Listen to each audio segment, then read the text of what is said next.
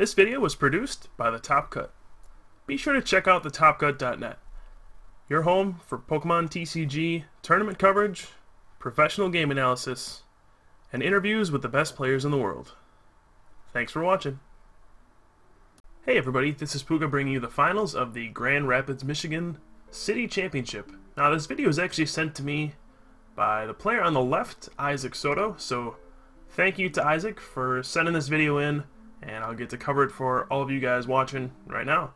So, this was one of the earlier city championships where Noble Victories had just come out, but you know, people really hadn't gotten a chance to test with it a whole lot, so they're still kind of sticking with their older decks.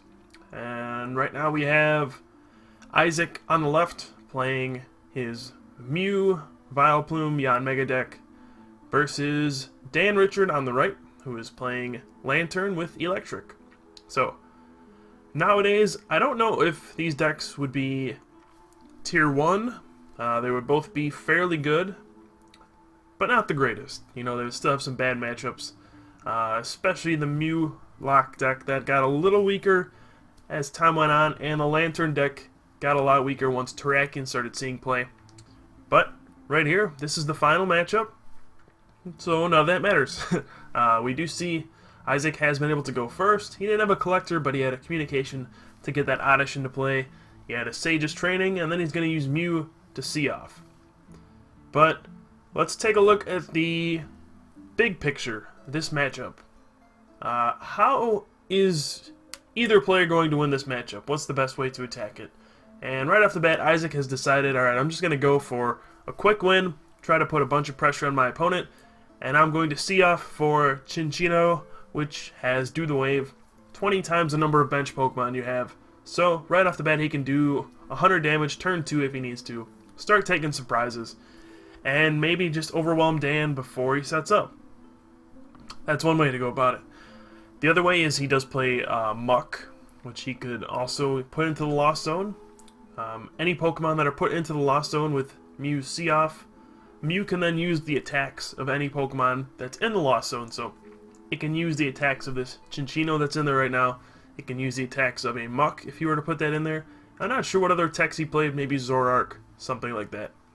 And right now we do see Dan plays a communication to get a Lanturn. Even though he can't play it, he knows there's a threat of a turn 2 Vileplume.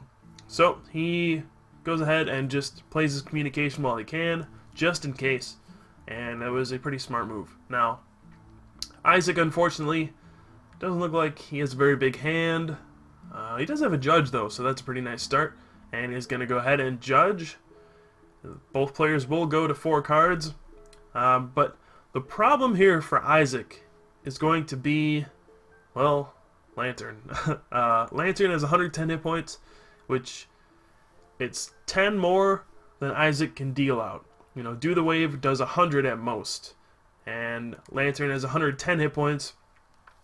And also Lanturn, once it has 3 energy on it, it will knock out everything in one hit, and there's nothing Isaac can really do about it. Now, we do see Isaac, instead of retreating and using Sonic Boom or even Linear Attack, which I might have preferred, he decides to use See-Off again and grab Muck. That is the unfortunate part of Mew. You do need to waste a turn using See-Off, and he just decides it's more important to get Gloom into play. Tough decision. Not sure whether or not that's right or wrong, but it's really hard to tell. So, we won't question it now. It is very, very important to get Vileplume into play, though, so I can't fault him for that at all. Now we do see Dan has a Pokegear off of his Judge. It doesn't look like he really wants anything, and yeah, he's going to shuffle his hand back into his deck. He's going to shuffle the 7 cards back into his deck, I apologize.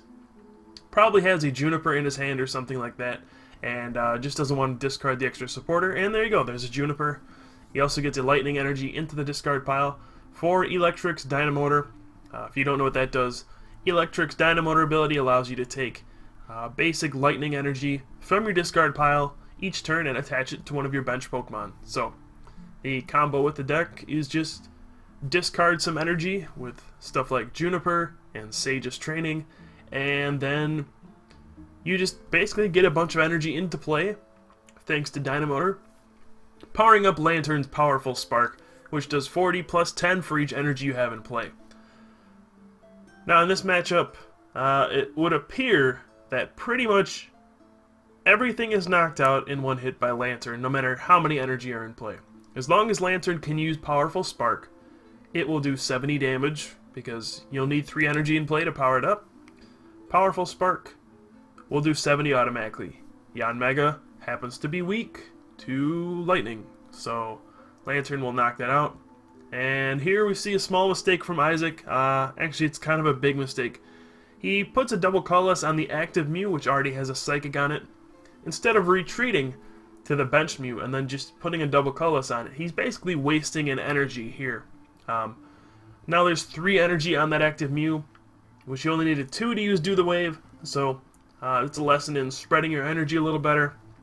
If he were to retreat to the Mew with no energy, attach the double colorless to that, he would still have 1 energy on a Mew in case the active gets knocked out.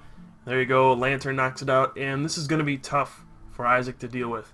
Lanturn with that 110 hit points, he is most certainly taking 2 prizes at the very least, because Isaac cannot knock that out in 1 hit.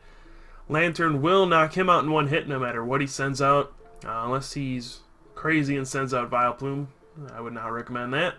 And here he will do pretty much the best thing he could do, which was Do the Wave. Actually only do 80, so hopefully they catch that, and there we go, they do.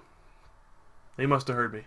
But now things are getting really scary for Isaac. We see another double colorless into play, and another Lanturn into play, which is the important part, and another Juniper, so another hand for Dan, and another Lanturn. So right now things are looking very bad for Isaac. He doesn't have much of a hand. He is staring down 3 Lanturns, 2 of which have energy on them, and he had to pass. So things are going to go downhill very, very quickly for Isaac. I really don't see a way for him to come back against this sort of thing unless he were to use Sludge Drag. Now Muck's Sludge Drag drags up one of your opponent's benched Pokemon, brings it to the active spot, and then poisons and confuses it, which would be very good right now. Doesn't look like he really has anything in his hand though. He might just have to pass again, which would mean he'll probably be way too far behind. But if he had a Mew and then played a hand disruption card, like maybe an N, and could Sludge Drag that Lanturn into the active spot, the one with no energy, since Lanturn does have a 2 retreat cost, then he would just be able to keep it in the active spot and then maybe attack Dan's bench using linear attack with the Yanmega, and maybe he could come back that way. But right now it's just looking pretty grim. I think Dan might already be down to 1 prize, and yep, Isaac just concedes, knowing, okay, I can't win this game. You're gonna just win next turn, and that was a pretty quick game. So that was game 1. We will move into game 2. Hopefully we'll see Isaac set up a little better the next game, and we'll be right back.